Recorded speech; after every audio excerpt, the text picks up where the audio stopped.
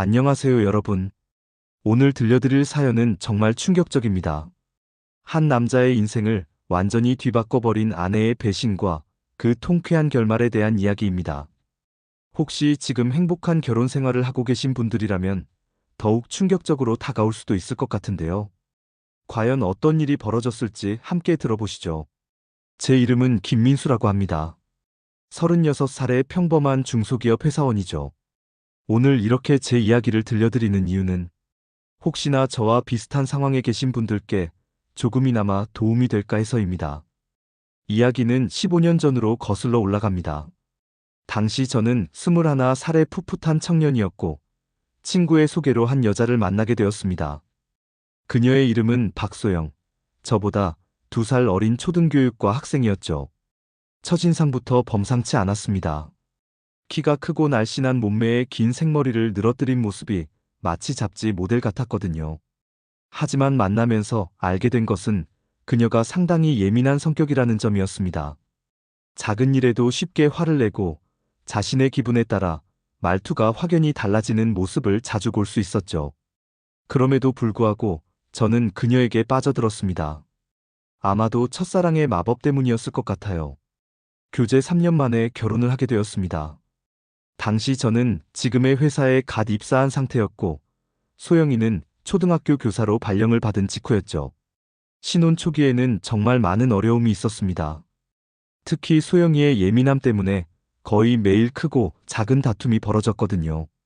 가장 심각한 문제는 시댁과의 관계였습니다. 시댁에 가는 날이면 전날부터 신경질을 부리기 시작했고 명절에는 제사를 지내고 나면 바로 집에 가자고 성화를 부렸습니다. 저희 부모님은 며느리 눈치를 보며 항상 조심스러워 하셨죠. 아들 내외가 잘 지내기만을 바라는 마음에서였을 텐데 지금 생각해보니 정말 마음이 아픕니다. 그래도 시간이 지나면서 서로 적응해가는 것 같았습니다. 결혼 3년 차에 딸 지은이가 태어났고 2년 후에는 아들 준호가 태어났죠. 아이들이 생기면서 소영이도 조금씩 안정되는 것 같았습니다.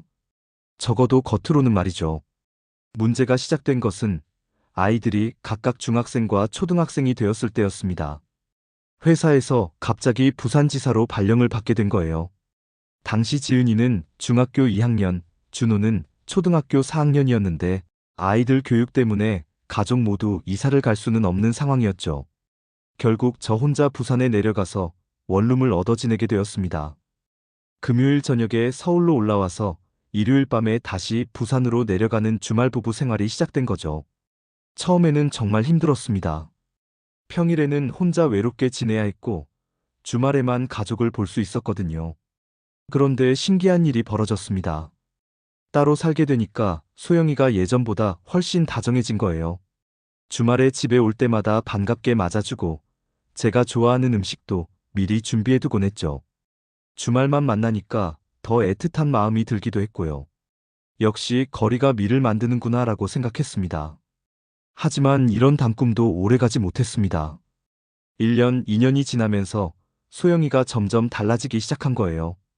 주말에 집에 와도 예전처럼 반갑게 맞아주지 않았고 오히려 제가 오는 것을 귀찮아하는 것 같았습니다. 더 이상한 것은 소영이의 외모였습니다. 예전에는 화장도 거의 안 하고 수수하게 지냈는데 언젠가부터 진하게 화장을 하고 다니기 시작했어요.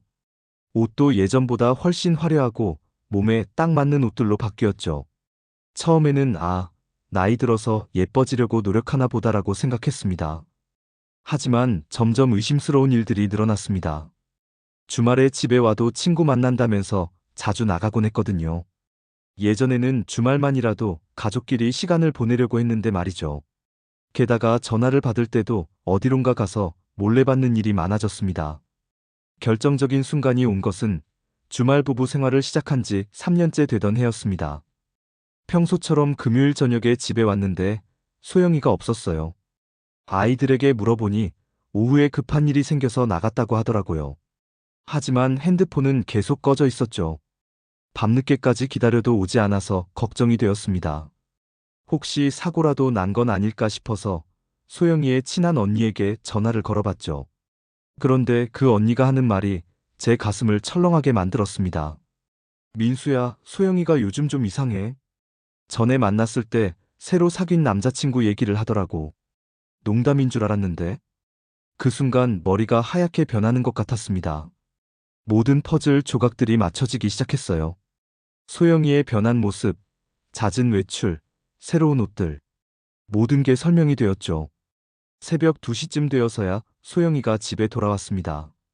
술 냄새를 풀풀 풍기면서 말이죠. 저는 차분하게 물어봤습니다.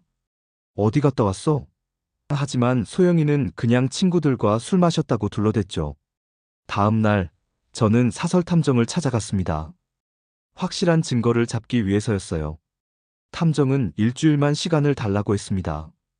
그리고 정확히 일주일 후, 충격적인 사진들을 건네받았죠. 소영이가 저보다 15살이나 어린 남자와 함께 있는 모습들이었습니다. 호텔에 들어가는 모습, 손을 잡고 걷는 모습, 키스하는 모습까지. 모든 게 다 찍혀 있었어요. 그 남자는 20대 중반의 헬스 트레이너였고, 소영이보다 무려 15살이나 어렸습니다. 증거를 손에 쥔 저는 그 다음 주말을 기다렸습니다. 소영이가 또다시 친구 만난다며 나가려고 할 때 사진들을 꺼내 보였어요. 소영이의 얼굴이 순간 새파랗게 변했습니다. 여보, 이게 뭐야? 제가 조용히 물었습니다. 소영이는 한동안 아무 말도 못하더니 갑자기 무릎을 꿇고 빌기 시작했어요. 손이 발이 되도록 빌면서 자신의 잘못을 인정했죠. 만난 지 몇 개월밖에 안 되었다고, 정말 잠시 마음이 흔들린 것뿐이라고 변명했습니다. 아이들 생각에 저는 결국 용서해주기로 했습니다. 이혼을 한다고 해서 아이들에게 좋을 게 없다고 생각했거든요. 소영이도 정말 뉘우치는 모습을 보였고요. 게다가 곧 인사이동으로 서울로 올라올 예정이었기 때문에 함께 살게 되면 다시 예전처럼 돌아갈 수 있을 거라고 믿었습니다. 하지만 세상 일이 그렇게 쉽게 풀리지는 않았나 봅니다. 인사이동 발령이 났는데 이번에는 대구였어요. 서울로 올라오는 게 아니라 또 다른 지방으로 가야 하는 상황이 된 거죠. 할 수 없이 또다시 주말 부부 생활을 시작해야 했습니다. 소영이는 이번에는 정말 마음을 잡은 것 같았습니다. 전처럼 화려하게 꾸미지도 않았고 주말에도 가족과 시간을 보내려고 노력했어요. 저도 안심하며 언젠가는 서울로 돌아올 수 있을 거라고 기대하고 있었죠. 그렇게 1년여의 시간이 흘렀습니다. 작년 연말 회사에서 연차를 일주일이나 쓸 수 있는 기회가 생겼어요. 오랜만에 가족들과 충분한 시간을 보낼 수 있게 된 거죠. 소영이는 방학 전이라 아직 일을 해야 했지만 저는 평일에도 집에 있을 수 있었습니다. 아이들은 학교에 가고 소영이는 출근한 상태에서 혼자 집에 있으니 심심했습니다. 그래서 평소에 못했던 집 정리를 시작했어요. 소영이가 돌아와서 깨끗해진 집을 보면 기뻐할 거라는 생각에 열심히 청소하고 정리했죠. 화장대 서랍을 정리하다가 이상한 우편물을 발견했습니다. 집 주소와는 다른 곳의 전기요금 고지서였어요. 주소를 보니 서울 시내의 한 원룸이었죠. 순간 머릿속이 하얘졌습니다. 소영이의 외도가 다시 떠올랐거든요. 혹시나 하는 마음에 그 주소를 인터넷으로 검색해봤습니다. 정말로 원룸이 있는 곳이었어요. 더 이상 참을 수 없어서 바로 그곳으로 향했습니다. 원룸 건물 앞에 도착해서 한동안 지켜보고 있었는데 정말 충격적인 광경을 목격했습니다. 그 건물에서 나오는 남자가 있었는데 바로 예전에 소영이와 바람을 피웠던 그 헬스 트레이너였어요. 이전보다 더 어른스러워 보이긴 했지만 분명히 같은 사람이었습니다. 그 순간 모든 것이 명확해졌습니다. 소영이가 마음을 잡은 게 아니라 더 치밀하게 바람을 피우고 있었던 거죠. 심지어 별도의 집까지 마련해서 말이에요. 집에 돌아와서 소영이의 핸드폰에 몰래 위치 추적 앱을 설치했습니다. 현장을 확실히 잡기 위해서였어요. 마침 며칠 후 소영이가 친구들과 2박 3일 여행을 간다고 하더라고요. 하지만 위치 추적 앱을 보니 그 원룸 근처에 있었습니다. 더 이상 참을 수 없었습니다. 바로 그 원룸으로 향했어요. 건물 앞에 도착해서 올라가려는데 옆집에 살고 있는 아줌마가 나타났습니다. 아, 혹시 이 원룸 사시는 분 아세요? 아니요. 그냥 아는 사람이 여기 산다고 해서요. 아, 그래요? 근데 참 신기해요. 여기 사는 여자분이 남자친구가 자주 바뀌나 봐요. 매번 다른 남자들이 드나들거든요. 그 말을 듣는 순간 정말 화가 치밀어 올랐습니다. 소영이가 단순히 한 남자와 바람을 피우는 게 아니라 그보다 훨씬 심각한 상황이었던 거죠. 현관벨을 눌렀습니다. 잠시 후 문이 열리면서 소영이가 나타났어요. 소영이의 얼굴이 순간 하얗게 변했습니다. 민수야? 왜 여기에? 저는 소영이를 밀치고 안으로 들어갔습니다. 원룸 안은 정말 충격적이었어요. 마치 신혼부부의 집처럼 예쁘게 꾸며져 있었거든요. 침대는 더블 침대였고, 벽에는 소영이와 그 남자의 사진들이 걸려 있었습니다. 이게 뭐야, 소영아? 소영이는 아무 말도 못하고 있었습니다. 그때 화장실에서 그 남자가 나왔어요. 속옷 차림으로 말이죠. 그런데 전혀 부끄러워하거나 당황하는 기색이 없었습니다. 오히려 뻔뻔하게 나와서는 이런 말을 했어요. 아, 남편분이세요? 소영 누나가 좋다고 해서 제가 방까지 구해줬는데 기분 나빠하지 마세요. 그 순간 정말 뚜껑이 날아가는 것 같았습니다. 하지만 저는 최대한 차분하게 행동했어요. 핸드폰을 꺼내서 사진을 찍기 시작했습니다. 원룸의 상황, 소영이와 그 남자의 모습, 모든 걸 증거로 남겼죠. 소영이는 그제서야 상황의 심각성을 깨달았나 봅니다. 아니라고, 그냥 친구 사이라고 변명하기 시작했어요. 하지만 이미 모든 증거가 확보된 상황이었죠. 집에 돌아와서 그동안 모은 모든 증거들을 정리했습니다.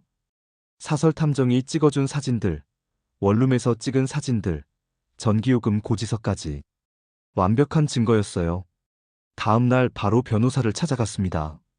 이혼 소송을 준비하기 위해서였죠. 변호사는 증거가 워낙 명확해서 유리하게 진행될 거라고 했습니다. 재산 분할도 최소화할 수 있고 양육권도 가져올 수 있다고 했어요. 소영이는 뒤늦게 사실을 알고 울고불고 빌기 시작했습니다. 하지만 이미 늦었죠.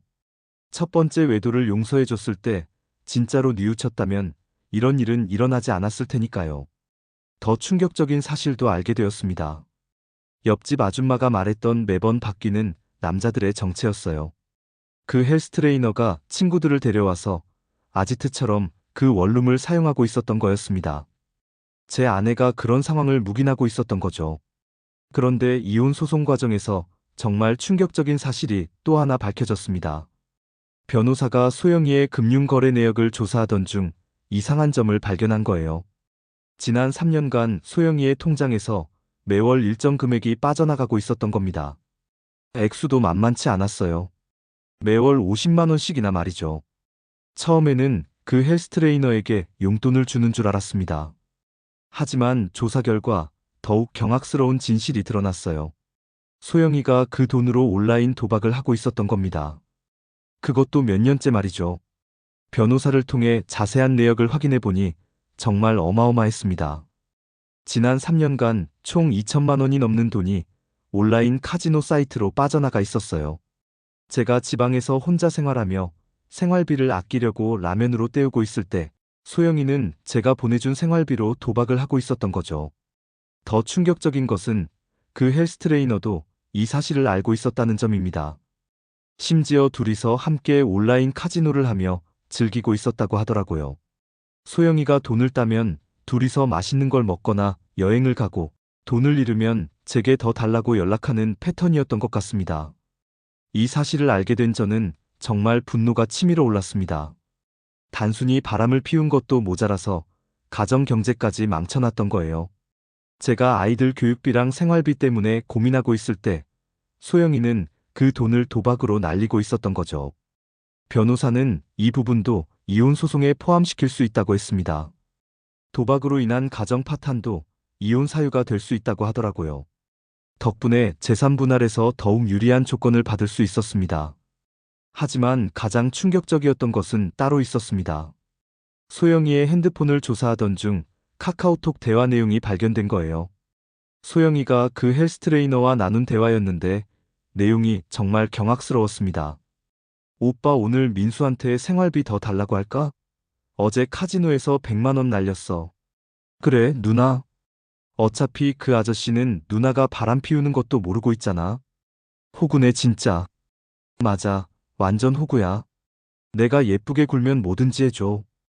이번에 원룸 전세 보증금도 그 돈으로 낸 거야. 누나 진짜 대단해.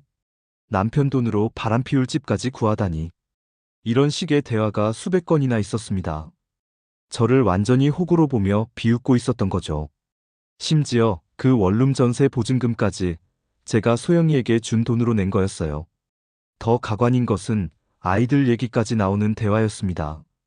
지은이가 학원비가 부족하다고 했을 때도, 준호가 새 운동화가 필요하다고 했을 때도 소영이는 제게 거짓말을 해서 돈을 더 받아냈던 거예요. 그리고 그 돈의 일부는 도박으로, 일부는 그 남자와의 데이트비로 썼던 겁니다. 지은이 학원비 올랐다고 거짓말했어. 10만 원 더 받았지롱. 준호 운동화 산다고 해서 5만 원 받았는데 2만 원짜리로 사고 3만 원은 우리 치킨 먹을 때 썼어. 이런 대화들을 보면서 정말 속이 뒤틀렸습니다. 제가 아이들을 위해서 열심히 일하고 돈을 보내고 있을 때 소영이는 그 돈을 가지고 바람 피우는 남자와 함께 제 뒤에서 비웃고 있었던 거죠. 가장 충격적이었던 대화는 따로 있었습니다. 제가 첫 번째 불륜을 발견하고 용서해줬던 그 시점의 대화였어요. 민수가 용서해줬어. 완전 호구네. 진짜? 누나 연기 대박이네. 뉘우치는 척했어? 응, 무릎 꿇고 빌었지. 남자들은 여자가 울면서 빌면 다 넘어가더라. 그럼 이제 더 조심스럽게 만나야겠네.